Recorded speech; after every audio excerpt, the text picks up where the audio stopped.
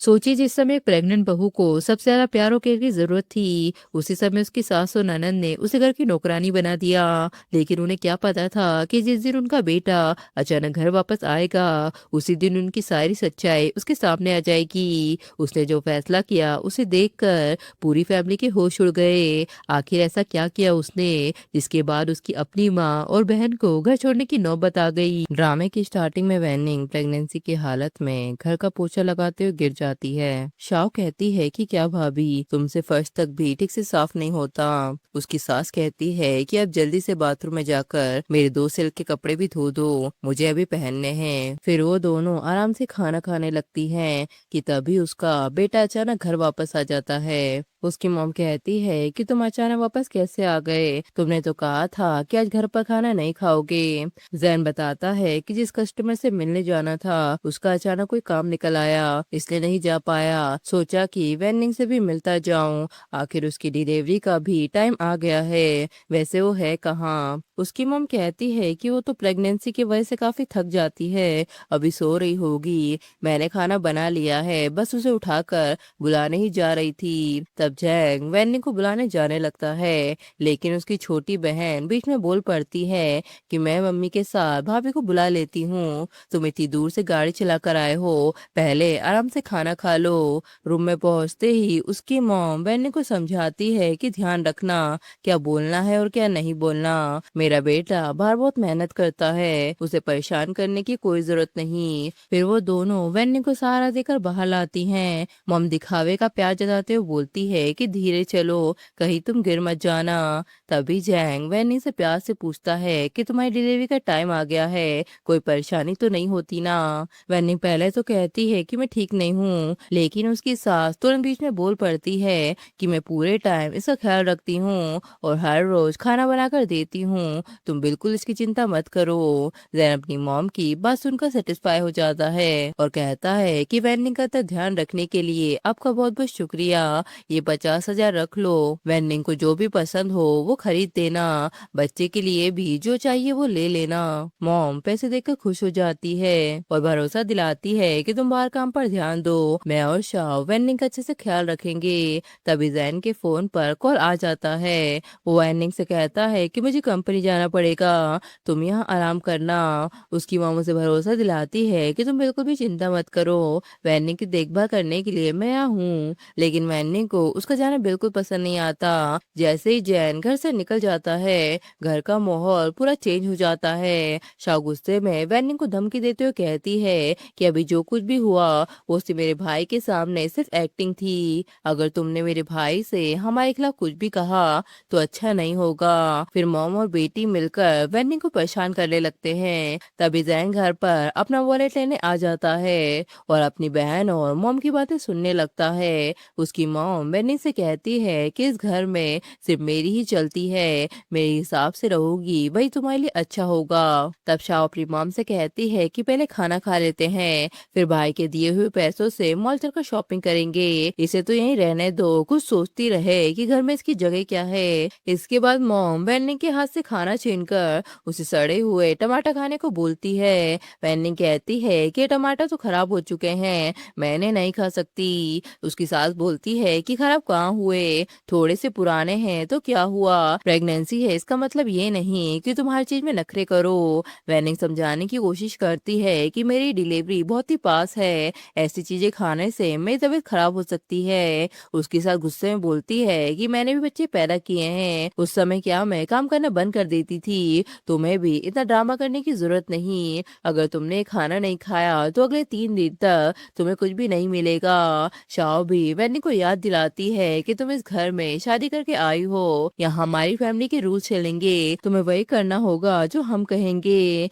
वेन्नी कहती है पर मेरे हस्बैंड ने तो बच्चे के लिए पैसे दिए थे ना। उसकी सास कहती है कि वो पैसे मेरे हैं, वैसे भी तुम्हारा पेट थी। लेकिन जैन गुस्से में साफ कह देता है कि वेन्नी मेरी वाइफ है, तुम्हारी नैनी नहीं, मैं उससे प्यार करता हूँ और उसकी रिस्पॉन्सिबिलिटी भी मेरी है। आज के बाद अगर किसी ने भी उसे परेशान किया तो मैं बिल्कुल भी बर्दाश्त नहीं करूंगा, चाहे चाहे वो कोई भी हो। शाओ कहती है कि तुम अपनी वाइफ के लिए हमसे इस तरह से बात कैसे कर सकते हो। जैन कहता है कि तुम चुप रहो और वो और गुस्से में आ जाता है। वो कहता है कि अगर तुम लोग वैनिंग को घर में रिस्पेक्ट नहीं दे सकते तो इस घर में रहने की भी कोई जरूरत नहीं, तुम लोग अभी के अभी यहाँ से चले जाओ। उसकी मॉम रोने का नाटक करते हुए बोलती है कि देखो मैंने कैसा बेटा पैदा कर दिया, आज अपनी मॉम के खिलाफ खड़ा हो गया, आखिर मैंने ऐसा गलत क्या कर दिया।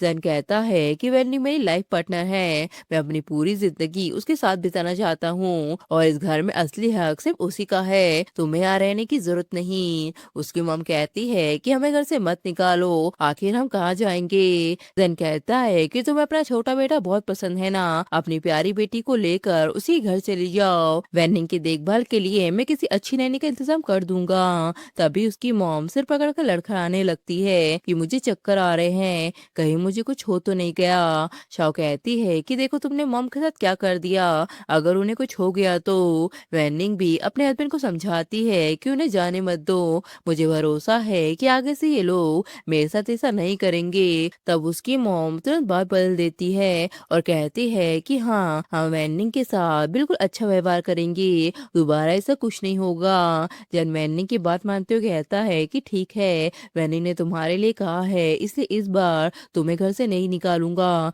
लेकिन याद रखना अगर उसके साथ कुछ भी गलत हुआ तो मैं बिल्कुल चुप नहीं रहूंगा। तभी पीछे से शाओ अपनी मॉम को भड़काते हुए बोलती है कि देखो मॉम, भाई ने शादी क्या की तुम्हें ही भूल गया। उसकी मॉम कहती है कि रुको, मैं भी देखती हूँ कि तुम्हारी भाभी इस घर में कितने दिन चैन से रहती है। इसके बाद शाओ जानबूझकर घर प्रवास तोड़ देती है और सारा इल्जाम मेलिन पर डालने की कोशिश करती है। वो कहती है कि ये सब कुछ भाभी ने किया है, भाई उसे बचाता रहता है इसलिए अब वो घर में अपनी मनमानी कर रही है। वैनिंग कहती है कि बकवास मत करो, खुद सामान तोड़कर मुझ पर इल्जाम लगा रही हो। शाओ कहती है कि भाई पैसे कमाता है और तुम घर में बैठकर उसका पैसा खाती हो और ऊपर से सामान भी तोड़कर कचरा फैलाती हो, जल्दी से ये सब साफ करो। वैनिंग कहती है कि मेरा पेट बहुत दर्द हो रहा है, क्या मैं थोड़ी देर बाद सामान साफ कर सकती हूँ। शाओ कहती है कि जैसे ही तुम्हें कोई काम बोलो तुम्हारा पेट दर्द करने लगता है, हर समय यही बहाना रहता है तुम्हारा, काम करना ही नहीं है तो प्रेगनेंसी का बहाना बना लो। सास भी उसे डांटते हुए कहती है कि मेरे समय में प्रेगनेंसी के दौरान मैं खेतों में काम किया करती थी और तुमसे थोड़ा सा भी काम नहीं हो रहा।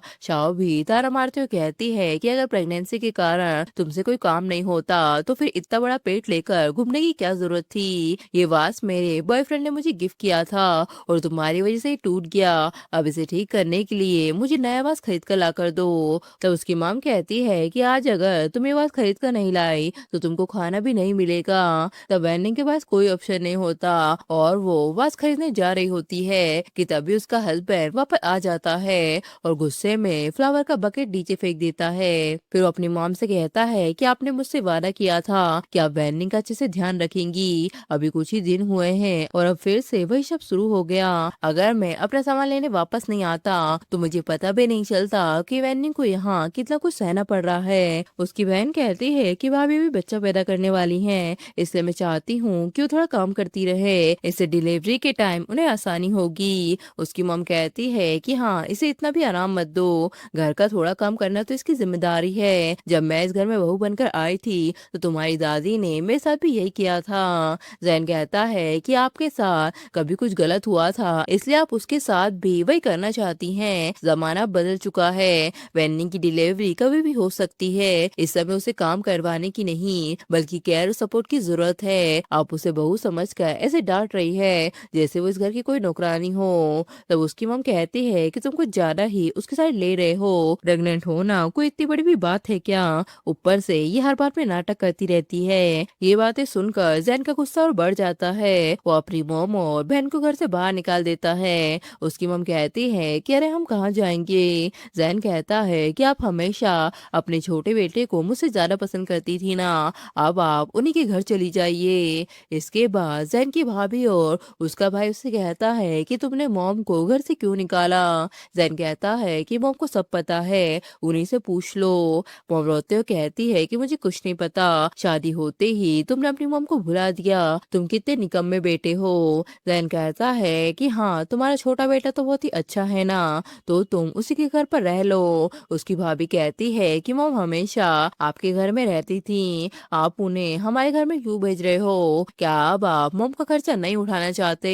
जैन कहता है कि मॉम इतने सालों से मेरे घर पर रही हैं, मैंने ही उनका ध्यान रखा है, तुमने तब किया ही क्या था? मॉम को तुम्हारे घर आधा दिन भी नहीं हुआ और तुम लोग खर्चा मांगने आ गए। उसकी भाभी कहती है कि घर का बड़ा बेटा फादर जैसा होता है, तो फिर रिस्पॉन्सिबिलिटी भी तुम्हारी हुई ना। जैन कहता है कि हाँ, मैं बड़ा बेटा हूँ, इस वजह से इतने सालों तक मैंने कभी कुछ नहीं कहा। घर का खर्चा, माँ की देखभाल, हर चीज मैंने और मेरी वाइफ ने की, लेकिन बदले में क्या मिला? मॉम और तुम सबके ताने। उसकी मॉम कहती है कि बस करो, छोटे बेटे के घर में नहीं रहूंगी, ना ही मैं उन दोनों कपल को डिस्टर्ब करूंगी। जैन कहता है तो क्या हम कपल नहीं हैं? क्या हम ये सब डिजर्व करते हैं? मैं साफ बोलता हूँ कि मैं आपको यहाँ नहीं रखूंगा, जाओ और छोटे भाई के घर रहो। उसकी मॉम कहती है कि अगर तुमने मुझे निकाला ना, मैं फैमिली ग्रुप में सबको बता दूंगी कि तुम कितने बड़े एहसान फरामोश हो। जैन कहता है कि जो करना है करो, मैं किसी से नहीं डरता। जैन की भाभी कहती है कि ऐसा नहीं है कि हम आपको अपने घर में नहीं रखना चाहते, बस हमारे घर की फैसिलिटी भाई के घर जैसी नहीं है, मुझे डर है कि वहाँ जाकर आपको परेशानी होगी। उसकी मॉम कहती है कि ठीक है, मैं अपने होम टाउन ही चली जाती हूँ, बीमार पड़ूंगी तो मैं खुद देख लूंगी, पर तुम लोगों को परेशान नहीं करूंगी। तब वैनिंग अपने हस्बैंड से कहती है कि मॉम को ये रहने दो, हमारे होम टाउन वाले घर की छत भी टूट गई है, मॉम की एज हो गई है, अगर उनके साथ कुछ हो गया तो हम खुद को माफ कैसे करेंगे? जैन की भाभी कहती है कि ये हुई ना बात, वैसे भी तुम प्रेग्नेंट हो, अगर मॉम और शाओ तुम्हारे साथ रहेंगे तो डिलीवरी के बाद तुम्हारी केयर भी कर पाएंगे। जैन कहता है कि ठीक है, अगर वैनिंग खुद कह रही है तो मैं एक बार फिर से तुम लोगों पर भरोसा कर लेता हूँ, लेकिन बाद में वैनिंग के साथ अच्छे से रहना, वो पहले से ही बहुत कुछ सह चुकी है, जिस पर उसकी मॉम भी हामी भर देती है। इसके बाद वैनिंग अपनी सास से कहती है कि मेरे पेट में बहुत दर्द हो रहा है, लगता है कि बच्चा होने वाला है, शाह को बोलिए मुझे हॉस्पिटल ले जाए। तब उसकी सास तुरंत मना कर देती है कि हॉस्पिटल में कम से कम 10,000 रुपए खर्च होंगे, घर पर ही डिलीवरी करवा देंगे तो कुछ पैसे भी बच जाएंगे। शाह भी कहती है कि मॉम की बात मान लो, उन्होंने 3 बच्चों की डिलीवरी घर पर करवाई है, उन्हें एक्सपीरियंस भी है। वैनिंग की हालत लगातार बिगड़ती जाती है, वो किसी तरह जैन को कॉल करके बोलती है कि जल्दी से घर पर आ जाओ, मुझे बहुत ही दर्द हो रहा है। तभी उसकी सास उससे फोन छीन लेती है। वो कहती है कि मेरे बेटे को ऑफिस में बहुत सारे काम होते हैं, वो हर छोटी बात के लिए ऐसे कैसे आ सकता है। फिर वो अपनी बेटी से कहती है कि तुम अपनी डेट पर जाओ, ये सब तो चलता रहता है। तभी वहाँ वैनिंग का हस्बैंड भी आ जाता है और वैनिंग को हॉस्पिटल ले जाने लगता है। उसकी मॉम कहती है कि रुको, मैंने कहा ना कि कहीं मत जाओ, मैंने ही तुम्हारे भाई की डिलीवरी भी घर पर करवाई थी, हॉस्पिटल के 10,000 रुपए भी बच गए थे। जैन गुस्से में बोल पड़ता है कि ये पैसे बचाने का टाइम नहीं है,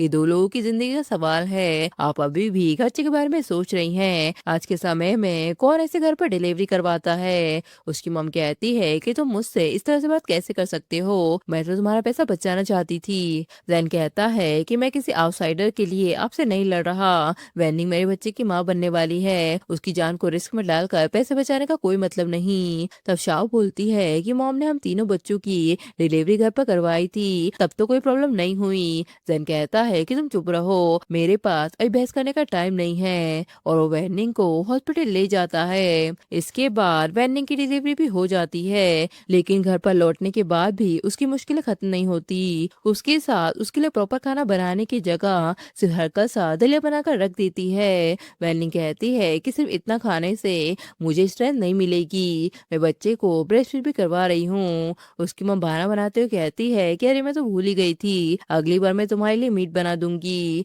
वैनिंग कहती है कि लेकिन मैंने अभी आपको शाओ को मीट खाते हुए देखा था। तब उसकी सास कहती है कि डॉक्टर ने तुम्हें हल्का खाने को कहा है, इसलिए मैं तुम्हें माइल्ड दलिया दे रही हूँ। तभी बच्चा रोने लगता है। वैनिंग कहती है कि उसे भूख लगी है, मुझे अभी ब्रेस्ट फीड करवाना है, प्लीज आप थोड़ी देर के लिए बाहर चली जाओ। तभी उसके सास के पास उसकी मौसी का मैसेज आता है कि क्या तुम्हारी छोटी सी पोती में इतनी ताकत भी है कि ठीक से दूध पी सके, मैंने तो अभी तक उसे देखा भी नहीं। तब जैन की मॉम कैमरा वैनिंग के सामने रख देती है और कहती है कि देखो हमारी प्यारी सी पोती कितने आराम से दूध पी रही है। वैनिंग कहती है कि आप मेरी ब्रेस्ट फीडिंग की फोटो चुपके से क्यों ले रही हो। उसके साथ कहती है कि घर के फैमिली ग्रुप में तुम्हारी मौसी देखना चाहती थी, इसलिए मैंने फोटो ले ली। वैनी कहती है कि ये मेरी पर्सनल प्राइवेसी है, आपने बिना पूछे फोटो कैसे खींच ली, अभी इसे फैमिली ग्रुप से हटाइए। उसके साथ कहती है कि इसमें प्राइवेसी वाली कौन सी बात है, आखिर फैमिली के ही तो लोग हैं,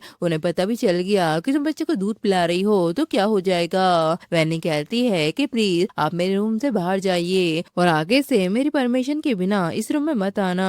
उसके साथ कहती है कि हाँ हाँ, मुझे भी कोई शौक नहीं है तुम्हें देखने का, बढ़िया ही प्राइवेसी की बातें करने वाली। इसके बाद वैनी के डैड बच्चे को देखने आते हैं, उन्हें देखकर जैन की मां मुंह बनाने लगती है। वैनी खुशी से कहती है तो आप मेरी पसंद वाला बेन कट भी लेकर आए हो। उसकी सास कहती है कि गांव से आने वालों की यही पहचान होती है, सड़क पर चीजें इकट्ठा करने वाले जैसे सामान उठा लाते हो और ये सब टेबल पर क्यों रख दिया।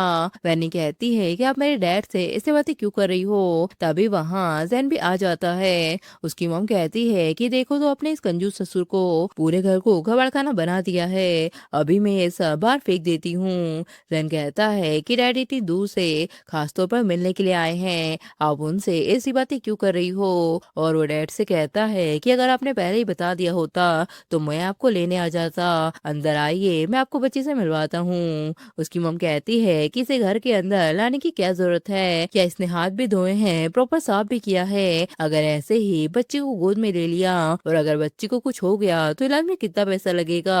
वैनिंग कहती है कि मेरे डैड इतनी दूर से आए हैं, कम से कम एक बार उन्हें बच्चे को देख लेने दीजिए। तब उसके डैड कहते हैं कि उनकी बात भी सही है, आजकल बच्चों की इम्यूनिटी भी बहुत ही सेंसिटिव होती है, ऐसे में उन्हें देखना ठीक नहीं होगा। जैन अपनी मॉम से कहता है कि नीचे सुपरमार्केट में एक पर सेल लगी है, जल्दी जाकर देखो वरना सामान खत्म हो जाएगा। उसकी मॉम कहती है कि सच में मुझे तो पता ही नहीं था। तब जैन की मॉम के जाने के बाद भी वैनिंग के डैड बच्ची से नहीं मिलते। वो कहते हैं कि मैंने सुना है बच्ची की तबीयत अभी ठीक नहीं है, अगर गलती से मेरे शरीर से कोई इन्फेक्शन बच्ची को हो गया तो अच्छा नहीं होगा। और अपनी बेटी से कहते हैं कि तुम बस अपना और बच्चे का ध्यान रखना, तुम्हारी मॉम और मुझे बस यही चाहिए। वैनी को बहुत बुरा लग रहा होता है, वो अपने हस्बैंड से कहती है कि मेरे डैड इतनी दूर से आए और उन्होंने बच्चे को देखा तक नहीं, ऊपर से उन्होंने एक निवाला तक भी नहीं खाया।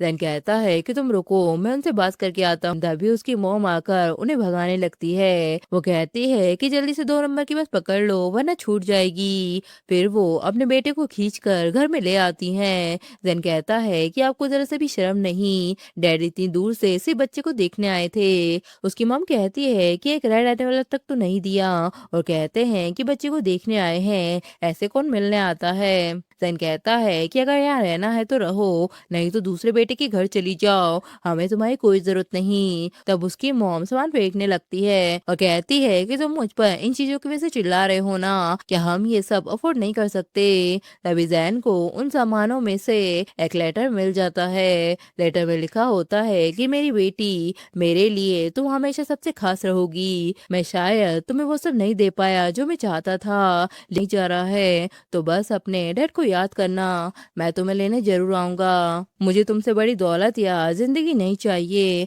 मैं चाहता हूँ कि मेरी बेटी हमेशा खुश रहे। लेटर पढ़कर वैनी रोने लगती है। जैन उससे कहता है कि तुम चिंता मत करो, मैं थोड़े टाइम बाद तुम्हें तुम्हारे मायके लेकर चलूंगा, तुम अपने मॉम डैड से आराम से मिल लेना। कुछ दिनों बाद जैन की मॉम वैनिंग से कहती है कि अब तो तुम्हारा कॉन्फिडेंस भी खत्म हो गया है, अब घर से बाहर जाकर कोई जॉब क्यों नहीं ढूंढती। वैनिंग कहती है कि मैं घर पर बैठकर सिर्फ खाना थोड़ी खा रही हूँ, क्या बच्चे को पालना कोई काम नहीं है। उसकी सास कहती है कि बच्चा पालना कब से काम हो गया, दिन भर घर में रहती हो, कोई कमाई भी नहीं करती, ऊपर से मेरा बेटा तुम्हारा खर्चा उठा रहा है। तभी जैद भी आकर उनकी बातें सुनने लगता है। उसकी मॉम कहती है कि जब तुम 7 महीने के प्रेग्नेंट थी तब भी घर में पैसों की कमी थी, फिर अब जॉब ढूंढने में क्या दिक्कत है। वैनिंग कहती है कि मैं इतनी जल्दी जॉब कैसे शुरू कर दूं। उसकी सास कहती है कि मैंने भी बच्चे को जन्म देने के बाद बस 2 दिन में खेत का काम करना शुरू कर दिया था और तुम्हें तो 1 महीने से ज्यादा हो गया है, फिर भी तुम्हें हर बात में मुश्किल लगती है।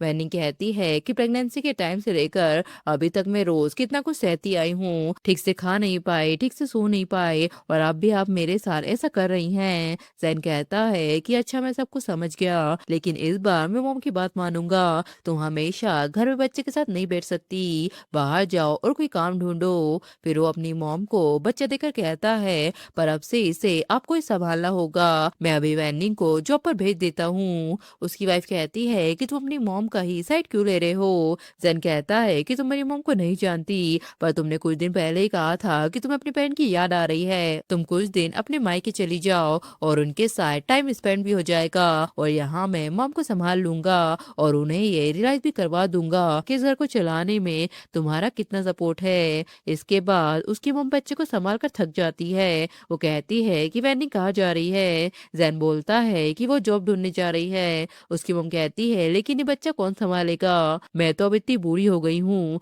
क्या मैं तुम्हारे बच्चे संभालने के लिए बैठी हूँ। जैन कहता है तो चलो ऑनलाइन नैनी को ढूंढते हैं। उसकी मॉम कहती है कि लेकिन इनकी सैलरी तो बहुत ज्यादा है। जैन कहता है कि यहाँ 3,000 वाली भी है, लेकिन इसके रिव्यू अच्छे नहीं। लोगों ने लिखा है कि ये बच्चों को जोर से पकड़ती है और मारती है, यहाँ तक कि खाना भी नहीं देती। तब उसकी मॉम कहती है कि रहने दो, हम इनके चक्कर में नहीं पड़ सकते, आखिर ये हमारी फैमिली की डॉटर है। जैन कहता है कि तुम्हें महंगी नैनी भी नहीं रखनी और सस्ती नैनी वाली पर भी तुम भरोसा नहीं कर रही, फिर बच्चे को कौन संभालेगा। उसकी मॉम कहती है कि तुम जानते नहीं, इन 2 दिनों में मैं ठीक से सो नहीं पा रही हूँ, बाथरूम जाने तक कभी मुझे टाइम नहीं मिल रहा, आखिर मैं ये सब कब तक संभालूंगी। मुझसे गलती हो गई, जल्दी से वैनिंग को कॉल करो और उसे जॉब पर मत जाने दो। जैन कहता है पर वैनिंग को वापस आने में अब थोड़ा टाइम लगेगा, तब तक बच्चे को आपको ही संभालना होगा। इसके बाद वैनिंग अपने हस्बैंड को बताती है कि इस बार जब मैं घर गई थी तो डैड ने मुझे बताया कि हमारा पुराना घर डेमोलिश हो गया है, उसके बदले उन्हें 15 लाख मिले थे और उन्होंने पूरा पैसा हमें दे दिया। मैं सोच रही हूँ कि ये पैसा संभाल कर रखूं, आगे चलकर हमारी बेटी के लिए अच्छा स्कूल वाला घर खरीदेंगे। तभी जैन की मॉम को भी वैनिंग के डैड के पैसों का पता चल जाता है। वो कहती है कि अगले महीने शाओ की वेडिंग होने वाली है, क्यों ना तुम लोग इस पैसे का आधा हिस्सा उसे दे दो, ऊपर से उसके लिए 5 लाख की कार भी दहेज में दे देना। वैनिंग कहती है कि क्या आपको लगता है कि मैं इतनी आसानी से अपने पैसे दे दूंगी, ये पैसा मेरी बेटी के घर खरीदने के लिए रखा जाएगा, आप इसे किसी और काम में लगाने की कोशिश भी मत करना। उसकी मॉम कहती है कि अरे छोटी बच्ची के लिए अभी से घर खरीदोगी, उसकी अभी उम्र ही क्या हुई है। जैन कहता है कि जब मेरी शादी हुई थी तब तो आपने दहेज के नाम पर कुछ भी नहीं दिया था, अब आपको दहेज की इतनी क्यों पड़ी है, अगर इतना ही है तो अपनी पेंशन से क्यों नहीं दे देती। उसकी मॉम कहती है कि मेरी पेंशन से पैसा ही कितना आता है, मेरे पास इतना पैसा नहीं। शाओ कहती है कि मैं आपकी बहन हूँ, डैड तो अब चले गए हैं, अगर आप मेरा साथ नहीं देंगे तो फिर कौन देगा। जैन कहता है कि इतने सालों से मैंने तुम्हारा साथ नहीं दिया, ग्रेजुएशन के बाद क्या तुमने कभी सीरियसली जॉब ढूंढने की कोशिश की, तुमने हमेशा वेन्यू को ऐसे ट्रीट किया जैसे वो तुम्हारी सर्वेंट हो, आखिर अब मेरे पास कौन सा रीजन बचा है कि मैं तुम्हारी डिमांड मानता रहूं। उसकी मॉम कहती है कि चाहे कुछ भी हो, हम एक फैमिली है, परिवार में छोटी मोटी बातों पर रिश्ता तो नहीं तोड़ा जाता। वेनिंग तो आउटसाइडर है, तो अपनी बहन के बजाय एक आउटसाइडर के साथ क्यों दे रहे हो। जैन कहता है कि ठीक है, कल दूसरे भाई और उसी भाई को भी बुला लेते हैं, सब लोग बैठकर बात करते हैं कि ये पैसा कैसे डिवाइड किया जाए। इसके बाद घर में जैन के भाइयों उसकी वाइफ को बुलाया जाता है। जैन साफ साफ कह देता है कि मैं शाओ की शादी के लिए 1 लाख रुपए दूंगा और छोटे भाई को भी 1 लाख रुपए देने होंगे। तब उसकी वाइफ कहती है कि हम एक पैसा भी नहीं देंगे। जैन कहता है कि अगर ये लोग पैसा नहीं देंगे तो मैं भी कुछ भी नहीं दूंगा। तब उसकी मॉम कहती है कि वैनिंग को कितना सारा पैसा मिलने वाला है, उसमें से कुछ पैसे दे देगी तो क्या हो जाएगा। जैन कहता है कि वैनिंग का पैसा है जिसे आप हमेशा आउटसाइडर कहती हैं और आज उसी के पैसों पर आपकी नजर है। मैं साफ कह रहा हूँ कि जुआंग जितने पैसे देना चाहता है मैं उतना ही पैसा दूंगा, उससे ज्यादा नहीं दूंगा। तब उसका भाई कहता है कि ठीक है, हम पैसे देने के लिए रेडी हैं, जिस पर उसकी वाइफ गुस्से में कहती है कि मैं तुमसे डिवोर्स ले लूंगी। जुआंग जैन से कहता है कि तुम फिर से हमारे घर में हंगामा क्यों कर रहे हो। तब उसकी मॉम कहती है कि अब तुम खुश हो गए, बात इतनी बढ़ाने की क्या जरूरत थी। जैन कहता है कि मुझे पहले से पता था वो अपनी वाइफ के आगे कुछ भी नहीं बोल पाएगा। शाओ की शादी का जो भी खर्चा है जुआंग अपनी रिस्पॉन्सिबिलिटी खुद उठाएगा और मैं भी अपना हिस्सा खुद दूंगा, लेकिन वैनिंग से एक पैसा भी नहीं लिया जाएगा। उसकी मॉम कहती है कि तुम बेवकूफ हो क्या। जैन कहता है कि मैं बेवकूफ नहीं, इतने सालों से तुम हमारे घर में रह रही हो, वैनिंग ने हमेशा तुम्हारी रिस्पेक्ट की, लेकिन तुमने उसे कभी अपना समझा ही नहीं। उसकी मॉम कहती है कि बहू का सास की सेवा करना तो फर्ज होता है, इसमें इतना बड़ा क्या कर दिया उसने। जैन कहता है कि बस बहुत हुआ, अब से तुम दोनों मेरे घर में नहीं रहोगी, अपना सामान पैक करो और यहाँ से चली चली जाओ। उसकी बहन कहती है कि तुम एक आउटसाइडर के लिए हमें घर से निकाल रहे हो, चलो रिलेटिव के सामने फैसला करवा लेते हैं, देखते हैं कौन तुम्हारा साथ देता है। जैन कहता है कि किसी का भी सपोर्ट मिले या ना मिले, मेरा फैसला नहीं बदलेगा, और अपनी वाइफ से कहता है कि चलो अपनी बेटी के लिए नया घर खरीदते हैं। इसके बाद वैनिंग अपने हस्बैंड से कहती है कि हमारा वो 1 लाख रुपए कहाँ है, क्या तुमने उसे लिया था? जैन कहता है कि मैंने तो नहीं लिया। वैनिंग कहती है तो वो पैसा कहाँ गया? मैंने वो पैसा अपने डैड के मेडिकल ट्रीटमेंट के लिए रखा था। तब दोनों को शक होने लगता है कि शायद घर में चोरी हुई है। जैन कहता है पर मॉम तो कल ही घर से जा चुकी हैं। तब वैनिंग को याद आता है कि उसने तो कल ही पैसे रखे थे। तब जैन अपना बैंक कार्ड निकाल कर बोलता है कि तुम पहले डैड के पास जाओ और उनका ट्रीटमेंट करवाओ। थोड़ी देर बाद उसकी मॉम पुराने घर के बाहर पहुंचती हैं, लेकिन दरवाजा नहीं खुलता। जैन गेट खोलकर बोलता है कि मैंने घर का लॉक चेंज कर दिया था। उसकी मॉम बोलती है कि मैं कल ही यहाँ से निकली थी और तुमने आज लॉक भी चेंज कर दिया। तब जैन कहता है कि क्या आपने वेन्निंग के पैसे लिए हैं? उसकी मॉम कहती है कि कैसे पैसे, मुझे कुछ भी नहीं पता। तब जैन उन्हें वीडियो दिखाकर कहता है कि ये कैमरा मैंने बच्चे की सेफ्टी के लिए लगाया था, लेकिन मुझे क्या पता था कि एक दिन उसकी जरूरत आपको देखने के लिए पड़ेगी। उसकी मॉम बोलती है कि हाँ मैंने पैसे लिए तो क्या हुआ, बेटे के पैसे लेने पर भी क्या तुम मुझ पर केस करोगी? जैन कहता है कि वो पैसे वेन्निंग के थे, अगर वेन्निंग कंप्लेंट करेगी तो आपको लीगल प्रॉब्लम हो सकती है। तब उसकी मॉम अकड़कर बोलती है कि जाने दो, करने दो कंप्लेंट, मैं किसी से नहीं डरती। जैन उन्हें समझाता है कि 1 लाख का अमाउंट छोटा नहीं होता, आपको कुछ साल तक जेल भी हो सकती है, अभी के अभी पैसे वापस कर दो। तब उसकी मॉम कहती है कि मैंने वो पैसे तुम्हारे भाई की बीवी को दे दिए, वरना वो तुम्हारे भाई से डिवोर्स ले लेती। अब मैं वो पैसे कहाँ से लाऊं? जैन कहता है पर वो पैसा वैनिंग का था, मेरा नहीं। उसकी मॉम कहती है कि वैनिंग तो बहुत ही सीधी है, उससे कुछ प्यार की बातें बोलकर मना लेना। तब वैनिंग अपना गुस्सा कंट्रोल नहीं कर पाती, वो कहती है कि सिर्फ इसलिए क्योंकि मैं चुप रहती हूँ, इसका मतलब ये नहीं है कि कोई भी मुझे बार बार हर्ट करते रहेगा। मैंने आपकी सेवा की, फिर भी आपने चुपके से हमारी चीजें अपनी बेटी को देनी शुरू कर दी, कभी डेली उसका सामान, कभी ज्वेलरी। मुझे सब पता था, मैं सिर्फ जैन की वजह से चुप रहती थी, लेकिन इस बार बात मेरी चीजों की नहीं है, ये मेरे डैड के इलाज के पैसे थे। इस बार मैं बिल्कुल भी कॉम्प्रोमाइज नहीं करूंगी, अब यहाँ से चली जाइए, आपका इस घर में कोई वेलकम नहीं है। तब उसकी मॉम कहती है कि ठीक है, मैं अपने दूसरे बेटे के घर चली जाऊंगी। वो यूई से कहती है कि तुम्हारे बड़े भाई ने मुझे घर से निकाल दिया, सिर्फ उन्हें 1 लाख रुपए की वजह से, अब मैं वापस उनके पास नहीं जा सकती। तुम सुबह से इधर उधर घूम रही हो, मुझे बस थोड़ा खाना दे दो। यूई कहती है पर हमने तो खाना खा भी लिया और बचा हुआ खाना कुत्ते को दे दिया, अब हमारे घर में भी जगह की प्रॉब्लम होती है, तुम यहाँ हमेशा के लिए नहीं रह सकती। तभी वहाँ जुआंग भी आ जाता है। उसकी मॉम कहती है कि देखो तुम्हारी वाइफ मुझे घर में आने नहीं दे रही, इसने मेरे रूम को डॉग का रूम बना दिया। तब जुआंग अपनी वाइफ से कहता है कि कुछ दिनों के लिए मॉम को यहीं रहने दो, जब तक बड़े भाई का गुस्सा शांत नहीं हो जाता तब तक मॉम घर का काम कर लिया करेंगी और बच्चे को भी संभाल लेंगी, जिससे तुम्हें गेम खेलने का टाइम मिल जाएगा। फिर इसके बाद यूई मॉम से घर की सफाई करवाती है। वो यूई से कहती है कि मेलन के सेट इधर उधर मत गिराओ, घर साफ करना कोई छोटी बात नहीं होती, लेकिन यूई उनकी नहीं सुनती। वो कहती है कि खाना बनाया नहीं। जैन की मॉम कहती है कि सुबह से काम कर रही हूँ, कपड़े धोए, घर साफ किया, मेरे भी 2 हाथ हैं, 3 सर ये 4 हाथ थोड़ी हैं। फिर उन्हें पुराने घर की बातें याद आती हैं। वो कहती है कि वैनिन तो मुझे किचन में हाथ तक भी नहीं बटाने देती थी, तुम्हारी भाभी सच में कितनी अच्छी थी। यूं कहती है कि अगर तुम्हें यहाँ रहना पसंद नहीं है तो अपनी भाभी के घर ही चली जाओ। तब जैन की मॉम गुस्से में कहती है कि ज्यादा मत बोलो, मैं तुम्हारी सास हूँ, बड़ों से ऐसे बात करते हैं क्या? फिर वो सामान फेंक कर बोलती है कि ठीक है, मैं अपनी बेटी के घर ही चली जाती हूँ। फिर वो अपनी बेटी से रो धोकर कंप्लेन करती है कि तुम्हारी दूसरी भाभी तो बिल्कुल भी इंसान नहीं है, सुबह से मुझसे काम करवाती है और फिर बोलती है कि मैं फ्री में खा रही हूँ, मैंने बस 2 बातें क्या बोल दी, उसने मुझे घर से निकाल दिया, प्लीज मुझे अपने पास रख लो। तभी शाओ का हस्बैंड उससे कहता है कि जल्दी से मेरे लिए खाना बना दो, मैं सुबह से भूखा हूँ। शाओ कहती है कि मैं प्रेग्नेंट हूँ, मुझसे अब खाना नहीं बनता, क्यों ना हम कुछ ऑर्डर करके मंगा लें। उसका हस्बैंड गुस्से में बोलता है कि हर बात में पैसा खर्च करने की क्या जरूरत है, मैंने तुमसे शादी पैसा उड़ाने के लिए नहीं की थी। तब उसकी वाव कहती है कि तुम मेरी बेटी से इस तरह से कैसे बात कर रहे हो, वो कुछ ही दिनों में बच्चे को जन्म देने वाली है और तुम उससे खाना बनाने को बोल रहे हो, क्या तुम्हें शर्म नहीं आती? उसका हस्बैंड कहता है कि मेरी मम्मी ने बताया है कि अभी थोड़ा चलना फिरना अच्छा होता है, इससे डिलीवरी भी इजीली हो जाएगी। शाह कहती है कि मॉम मैं ठीक हूँ,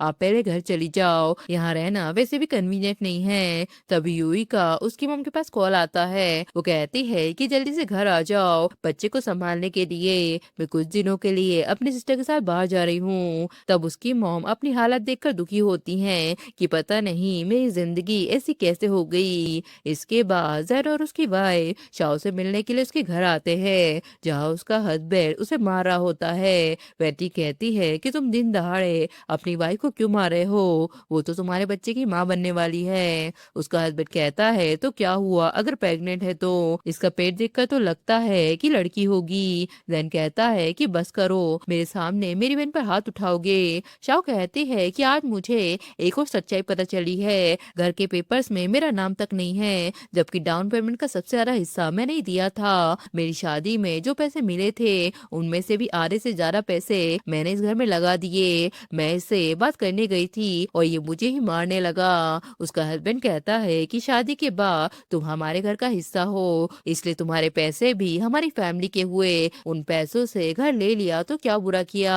शाव कहती है और जो तुम मुझे हर महीने इंस्टॉलमेंट भरने के लिए फोर्स करते हो क्या वो सही है? बस बहुत हुआ, अब मैं तुमसे डिवोर्स लेना चाहती हूँ। तब उसका हस्बैंड पागल हो जाता है और उसे पकड़कर खींचने लगता है, जिससे शाव वह गिर जाती है और उसका हस्बैंड वहां से भाग जाता है। वैनी कहती है कि जल्दी से एम्बुलेंस को कॉल करो। इसके बाद हॉस्पिटल में शाव को बेबी गर्ल हो जाती है। वैनी उससे कहती है कि बेबी के लिए अगर किसी भी चीज की जरूरत हो तो बता देना, मैंने जरूरत का सारा सामान ले लिया है। शाव कहती है कि मेरा हस्बैंड तो बच्ची को देखने तक नहीं आया, मैं घर जाते ही उसे डिवोर्स ले लूंगी। उसका भाई कहता है कि अब तो एक माँ बन चुकी हो, शादी कोई गिफ्ट नहीं होता, इसलिए कोई भी डिसीजन लेने से पहले अच्छे से सोच लेना। वैनिंग कहती है कि हाँ, तुम जो भी डिसीजन लोगी मैं और तुम्हारा भाई हमेशा तुम्हारे साथ खड़े रहेंगे। शाव कहती है कि मुझे माफ कर दो, पहले मैं बहुत ही इमेच्योर थी और अपनी जिद में बहुत कुछ गलत कर बैठी।